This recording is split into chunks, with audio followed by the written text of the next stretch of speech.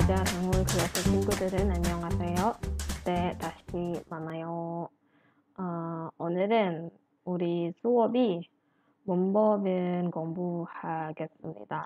Ya, jadi hari ini kita kembali membahas grammar ke-10 tentang kata hubung. Ya, jadi ada wa, gua, irang, dan hagu. Nah, seperti apa detailnya? Langsung aja ke slide berikutnya. Jadi grammar hari ini ada 3 kata, yaitu gua, wa, irang, dan hago. Nah, ketiga kata ini adalah jenis dari kata penghubung atau partikel penghubung dalam suatu kalimat. Kalau dalam bahasa Indonesia dia sama dengan dan, atau kalau dalam bahasa Inggris dia sama dengan and. Jadi yang menghubungkan antara satu kalimat dengan kalimat yang lain atau satu frasa dengan frasa yang lain. Dalam bahasa Korea itu ada 3 macam. Ada gua, wa, ada irang, dan ada hago. Nah, apa bedanya? Salah satu yang membedakan adalah kalau gua dan wa itu biasanya banyak digunakan pada saat kalian menulis bahasa Korea. Jadi kalau pada saat writing, bahasa tulisannya itu lebih banyak dipakai gua dan wa pada saat kalian ingin menggunakan partikel penghubung. Nah, untuk hago, irang itu lebih banyak digunakan pada saat kalian speaking atau dalam percakapan sehari-hari. Nah, bagaimanakah aturannya? Aturannya masih sama, ada tidaknya bacim. Jadi, karena dia kata penghubung, ininya bisa kata benda, atau bisa frasa, atau bisa kalimat satu dengan kalimat yang berikutnya. Tapi nanti kalau untuk kalimat, ada lagi sebenarnya kata penghubungnya, beda dengan ini. Jadi, yang ini, 3 jenis ini memang dikhususkan untuk menghubungkan kata-kata benda, ya. Yang lebih dari satu di dalam satu kalimat. Oke, untuk kata benda yang memiliki bacim, maka dia ditambah dengan gua, bisa ditambah dengan gua kalau dalam writing, atau kalau dalam speaking kalian bisa menambahkan dengan irang atau hago. Contoh misalnya di sini ada sinmun. Ya, kalau sinmun kan punya bacim nih, bacim nin ya di bawahnya, maka dia bisa pakai gua. Atau kalau misalnya mau pakai irang juga boleh. Kalau pakai gua kan jadinya sinmun gua. Kalau pakai irang berarti sinmun irang gitu. Kalau pakai hago berarti sinmun hago. Seperti itu ya. Contoh lain misalnya dongseng. Dongseng ada bacim di bawahnya. Jadi kalau misalnya dipakai kata penghubungnya irang berarti dongseng irang. Kalau kata penghubungnya gua, dongseng gua gitu. Kata penghubungnya hago, dongseng hago. Ya. Contoh terakhir misalnya out, baju. Di sini saya contohkan untuk pemakaian dengan hago, jadi out hago. Seperti itu. Kalau misalnya pakai kata penghubung lain juga bisa out gua, out sirang. Oke, itu kalau yang ada bacim pada kata bendanya. Nah, kalau kata benda yang tidak memiliki bacim, dia pakai yang versi satunya. Jadi bisa ditambah wa, bisa ditambah rang, atau ditambah hago. Nah, untuk hago dia mau bacimnya ada atau tidak tetap hago. Tidak berubah. Kalau yang ini gua, yang ini wa, yang ini irang, ini rang. Gitu ya. Oke. Contohnya misalnya ini eija. Eija kan tidak punya bacim ya. Jadi ditambah wa. Jawa gitu. Contoh lagi misalnya omma. Omma tidak ada bacim. Ditambahnya rang boleh, atau wa boleh, atau hago boleh. Kalau ditambah rang berarti ommarang. Kalau ditambah wa berarti ommawa gitu. Tergantung dari konteks kalian situasinya kayak gimana. Kalau misalnya lagi menulis, lagi writing berarti lebih prefer pakai wa. Tapi kalau kalian lagi speaking atau lagi percakapan dengan orang, itu biasanya pakai hago atau pakai rang. Jadi ommarang gitu. Contoh lain misalnya bulgogi. Bulgogi bisa pakai hago, bisa pakai rang, bisa pakai wa. Balik lagi tergantung dari situasinya, kalian lagi menulis atau lagi percakapan, seperti itu. Oke, cukup jelas ya, dan gampang. Contoh dalam kalimat misalnya seperti ini. Kalau saya pakai partikel gua, misalnya ini. 저는 수박과 딸기를 좋아해요. Saya suka semangka dan stroberi. Jadi kata bendanya adalah semangka dan stroberi. Dihubungkan dengan dan. Gitu kan. Fungsinya adalah dia sebagai kata penghubung. Jadi ada subak. Subak kan dia punya apa nih? Bacim ya. Ada bacim kiutnya. Jadi pakainya gua, bukan wa. Nah, kalau mau pakai kata penghubung yang lain juga boleh. Misalnya subagirang. Subagirang. Boleh. Gitu ya. Ini contohnya saya pakai untuk gua. 수박과 딸기를 좋아해요. Saya suka semangka dan stroberi. Nah, contoh untuk yang wa, misalnya seperti ini. 저는 수호 오빠와 같이 배낭 여행을 했어요. 저는 수호 오빠와 같이 배낭 여행을 했어요. Saya dan suhu opa melakukan liburan backpacker bersama. Gitu. Nah, yang perlu diperhatikan adalah untuk partikel wa dan partikel rang atau gua dan irang gitu ya. Dia biasanya ditambahkan dengan satu kata berikutnya yang menunjukkan kebersamaan atau hubungan relationship gitu ya antara kamu sama orang itu. Jadi ada tambahannya itu kaci dan hamke. Kaci itu artinya bersama, hamke juga bersama. Jadi saya dengan suho opa. Jadi gini kan, 저는 suho opa wa kaci. Jadi kita bersama-sama kayak gitu, menunjukkan relationship di antara kedua subjeknya atau kedua objeknya. Ditambahkan dengan kaci atau hamke. Nah, biasanya kalau wa itu atau gua, dia lebih sering dipasangkan dengan kaci. Nah, kalau rang sama irang biasanya lebih banyak dipasangkan dengan hamke. Tapi kalau misalnya mau ditukar pun, misalnya kalian gua sama wa pakainya hamke juga nggak apa-apa. Itu artinya sama gitu. Oke, hanya biasanya gua sama wa itu dipasangkan dengan kaci, rang dan irang dipasangkan dengan hamke. Tapi kalau nggak pakai pun juga nggak apa-apa, karena ini sebenarnya cuma fungsinya kayak tambahan gitu.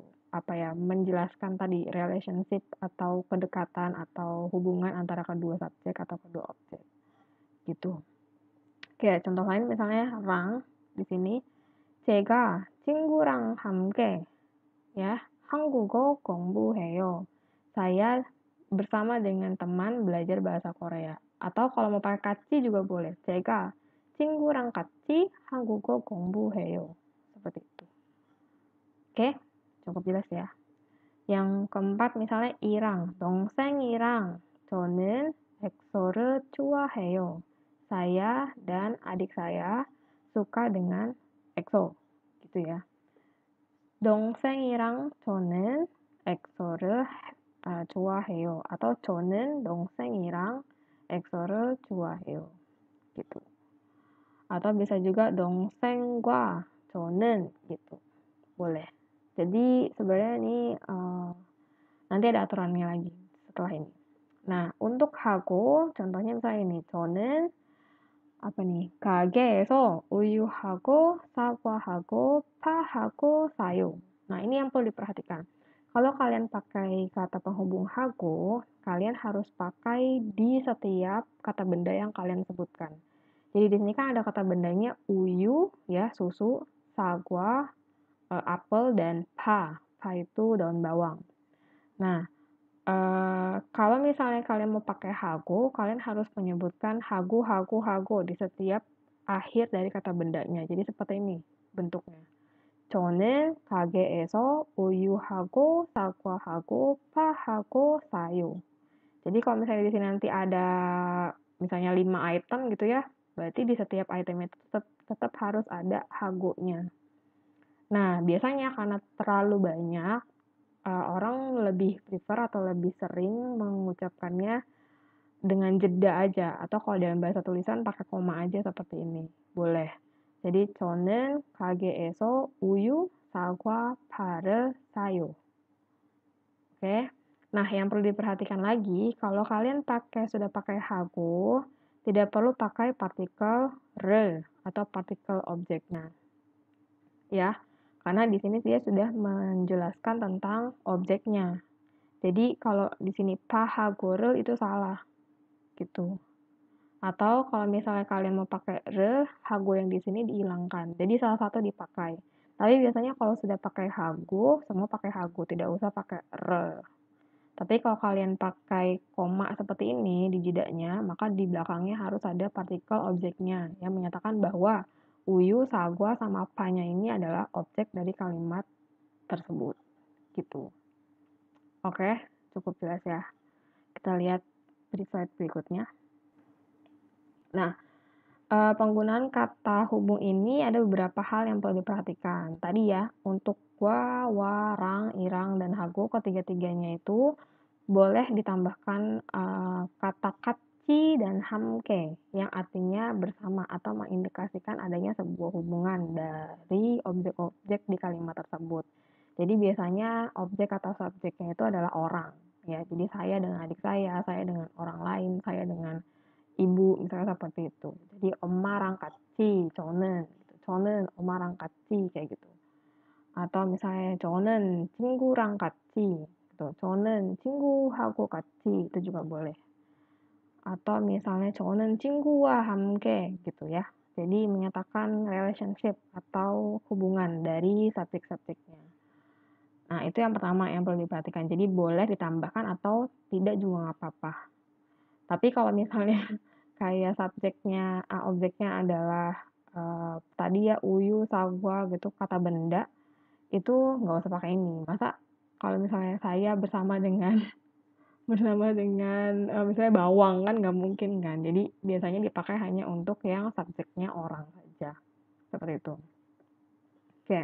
Berikutnya irang dan hago ya, irang, rang dan hago itu pada saat kalian membuat suatu kalimat yang di dalamnya terdapat list suatu benda, harus ditambahkan sampai dengan benda yang terakhir. Kata benda ini yang tadi saya sudah sampaikan. Jadi misalnya kayak gini, 옷하고 바지하고 사요. Itu betul. Nah, untuk yang irang juga sama. 옷, sirang, pajirang, sayo. Jadi di setiap kata bendanya itu ditambahkan partikel dannya, partikel penghubungnya. Nah, untuk gua dan wa itu salah atau tidak boleh. Jadi kalau misalnya di sini sudah ada gua, di kata benda yang terakhir tidak usah ditambahkan partikel kata penghubungnya. Jadi cukup ot gua, paji, re, tambahkan re di belakangnya. Sayo, seperti itu yang benarnya. Oke, jelas ya. Nah, terakhir, untuk ketiganya itu tidak bisa digabungkan dalam satu kalimat yang sama atau setara. Jadi kalau misalnya kalian bentuk satu kalimat, di dalamnya itu kata penghubungnya harus setara. Jadi kalau pakai hago, semua pakai hago. Kalau pakai gua, semua pakai itu. Kalau pakai irang-rang, semuanya pakai itu. Jadi nggak boleh dicampur. Jadi yang betul ini seperti ini. 옷하고 바지하고 사요. Gitu ya. Kalau seperti ini salah. Ot gua, pajihago, sayo itu salah. Karena dalam satu kalimat ada gua dan ada hago. Tidak boleh. Jadi yang boleh harus setara. Kalau pakai hago terus. Kalau pakai gua, itu terus. Gitu ya. Oke.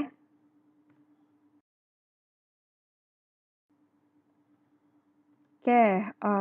Berikutnya.